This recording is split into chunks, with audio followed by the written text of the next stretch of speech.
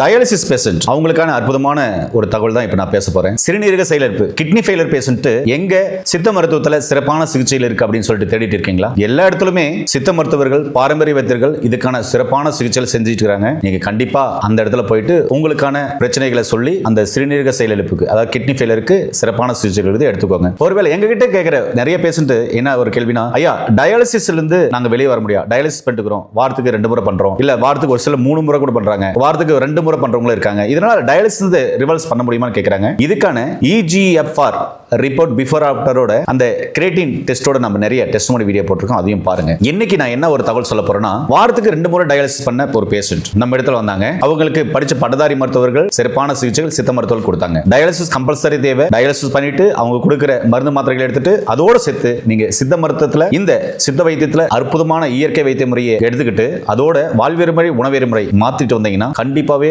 படிப்படியா ரிவர்ஸ் பண்ண முடியும். இப்போ நான் ஒரு ரிப்போர்ட் காமிக்கிறேன், அதை பாருங்க. மதிப்புக்குரிய Siddha doctor Satishkumar sir treatment பண்ணாரு. அந்த ரிப்போர்ட் பாருங்க. 13ஆம் தேதி 1வது மாசம் 2026 அவருடைய யூரியா லெவல் 165, அவருடைய கிரியேட்டின் 16.3 இருந்தது. ரிப்போர்ட் பார்த்திருப்பீங்க. இவருக்கு வாரத்துக்கு 2 முறை டயாலிசிஸ் பண்ணுது. யூரின் அவுட்புட் வந்து பாத்தீங்கன்னா ரொம்ப கம்மியா இருந்தது. கை கால் வீக்கம், மூச்சு வாங்குற பிரச்சனை இருந்தது, நடக்க முடியல, வாமிட் சென்ஸ் இருந்தது, ரொம்ப அசதி சோர்வா இருந்தாரு. இது மாதிரி சூழ்நிலையில நம்ம கிட்ட வந்தாரு. தொடர்ந்து டயாலிசிஸோட சேர்த்து அவருக்கு சித்தா மருந்துகளை கொடுத்து இயற்கையான உணவு முறையும் வாழ்வியல் முறையும் அவருக்கு தேவையான உணவு முறையும் லைஃப் ஸ்டைலும் மாத்தின போது ஒரு 10 நாள்லயே அவருக்கு நல்ல ஒரு மாற்றம். என்னன்னா யூரியாவும் கிரியேட்டினும் நல்லா குறைஞ்சிருக்கு.